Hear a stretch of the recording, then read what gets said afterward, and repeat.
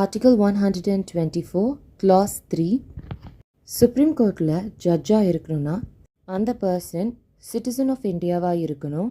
அதோடு அவங்க இப்போ நான் சொல்ல போகிற 3 விஷயங்களில் ஏதாவது ஒன்று பூர்த்தி செஞ்சுருக்கணும்.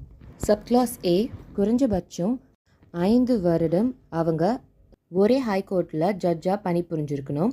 இல்லைனாக்கா 2 இல்லைனா அதுக்கு மேற்பட்ட நீதிமன்றங்களில் தொடர்ச்சியாக அவர் பணிபுரிஞ்சிருக்கணும் ஜட்ஜா ஃபார் 5 years.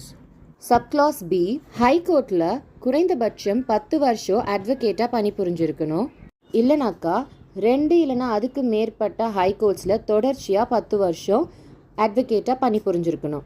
சப்கிளாஸ் சி, பிரசிடெண்ட்டோட பார்வையில் அந்த நபர் பார்த்திங்கன்னா ஒரு சிறந்த சட்ட அறிஞராக இருந்திருக்கணும். இப்போது இந்த கிளாஸில் பார்த்த ஹைகோர்ட்டுன்ற டெஃபினேஷனை பார்க்கலாம். According to this articles clause explanation. Indian டெரிட்டரிக்குள்ளே இருக்கிற ப்ரெசண்டில் இருக்கிற ஹைகோர்ட்டும் சரி, கான்ஸ்டிடியூஷன் வரத்துக்கு முன்னாடி இருந்த ஹைகோர்ட்லேயும் சரி, அங்கே இருந்த ஜட்ஜஸ் அண்ட் அட்வொகேட்ஸுமே இந்த சப்கிளாஸ் ஏ அண்ட் பியில் கவுண்ட் ஆவாங்க. செகண்ட் எக்ஸ்பிளனேஷன் ஃபார் அட்வொகேட்டுடைய டைம் பீரியட் கால்குலேட் பண்ணுறதுக்கு. இப்போ ஒரு பர்சன் ஒரு ஹைகோர்ட்டில் அட்வொகேட்டாக இருக்கிறாரு, லேட்டர் அவர் டிஸ்ட்ரிக்ட் ஜட்ஜாக பணிபுரிகிறாரு. ஆல்சோ ரிமெம்பர், இந்த ஜுடிஷியல் ஆஃபீஸ் பார்த்தீங்கன்னா டிஸ்ட்ரிக்ட் ஜட்ஜை விட குறைவாக இருக்கக்கூடாது, பட் டிஸ்ட்ரிக்ட் ஜட்ஜாகவும் இருக்கலாம், இல்லை அதுக்கு மேற்பட்ட ஜுடிஷியல் ஆஃபீஸராக இருக்கலாம்.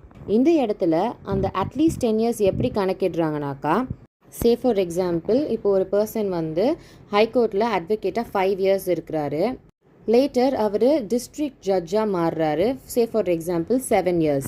இங்கே 5 + 7 that is 12 years of experience அந்த சப்கிளாஸ் பியில் ஆட் ஆன் ஆகும். ஸோ அவர் கண்டிப்பாக அட்வொகேட்டாக மட்டும்தான் இருக்கணும்னு அவசியம் கிடையாது.